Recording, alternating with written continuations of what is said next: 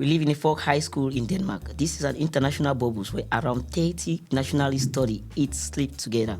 Just like other institutions, we have rules and principles to live together peacefully. Our core values include respect, equality, democracy, peace, and empathy. But reality is often different from what we aspire.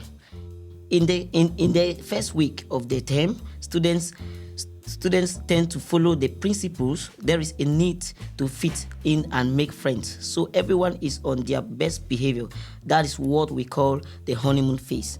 But we find ourselves for weeks into the term, and my question is the honeymoon over? Are there still indications that the honeymoon is over? As a question. Here we have Bodhi from USA, Mariam from Belgium. I am Light from Cameroon. Now the question goes, are there still indications that the honeymoon phase is over? Oh, for sure. People are starting to feel a lot more at home.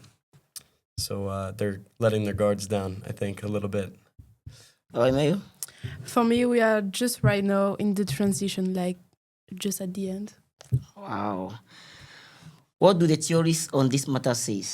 Our reference today are, we have Evan Goffman, Soren Kierkegaard, and Robert K. Merton. Which of the theories? See, okay, I got Irving Goffman. Okay. He's a Canadian American. He's a sociologist and social psychologist. Yeah. In 1961, he wrote the book Asylums, where he says, and I quote, the underlife of a total institution consists of the ways in which the individual stands apart from the role and the self that were taken for granted for him by the institution. So what that means is when the honeymoon phase, kind of fades away, people stop fully complying. So those traits like laziness, resentment, selfishness, and prejudice all emerge as the underlife. Behaviors are no longer aligned with institutional ideals. Wow. What about you, Mariam? So I have the Danish theologian and philosopher Soren Kierkegaard. Okay. And he doesn't write about school directly, but he precise about false self maintained for social acceptance. Okay. So he wrote The Sickness Unto the Death in 1849. Okay. To dare is to lose one footing momentarily. Okay. Not to dare is to lose oneself. Okay. So that means early complaints over time. People either dare to reveal who they are or remain role player. Okay. So at IPC, in the beginning, you want to be the best student. Yeah. You want to meet everyone. You want to speak with everybody. But now you want just follow what you want to do and not what you want to do for the other. Okay. Wow. Yeah, we let's go to Robert K. Merton, an American sociologist who is considered a founding father of modern sociology. Yeah, he quotes. He wrote this book in 1949.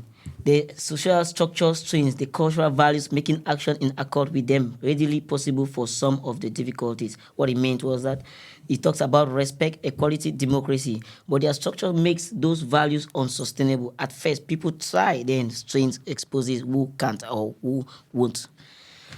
Yeah, and he talks about how long the honeymoon period, according to the theories. He talks about 1 to 2 weeks for surface politeness and rule following. He talk about 3 to 6 weeks for deeper traits, laziness, selfishness, and prejudice to emerge.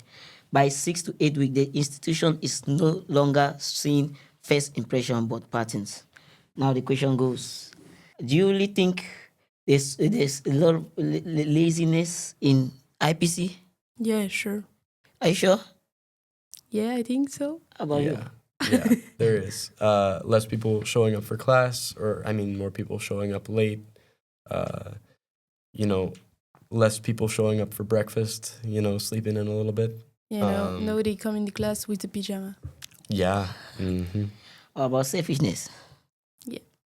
Selfishness. Yeah. I don't think people are very selfish here, generally. I don't have an example for that, but... Well, in IPC, what I discover here is that students are very, very understanding to each other. Like, if you really need something, or if you want something, they just say, "Wow, come on, we can share." I was like, "Wow, it's a great experience." I was like, hmm. So what length do you think is the honeymoon phase? Well, yeah. So Goffman talks about performative fatigue being the biggest influencer to how long the honeymoon phase Okay. lasts. Uh, how closely the performance aligns with the real self. How much surveillance exists, how much people see of you, and then how frequent interaction is with like the same group of people, and whether or not there would be like consequences for being your real self, which that's a little messed up, but I understand. So he says that the first 1 to 2 weeks, people are showing a lot of conformity. Okay. Weeks 3 to 4, the cracks appear. So like, there's a little bit more on the laziness side, on people taking shortcuts, making more jokes. Okay. And then in weeks 5 to 6, the like stable working consensus forms. So people know who's who has these traits. How about Kierkegaard?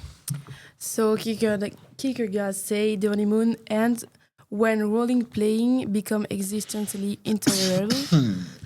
So that means some people never leave the honeymoon phase because they are the role. Other experience quite disappear at this performance as if they are not.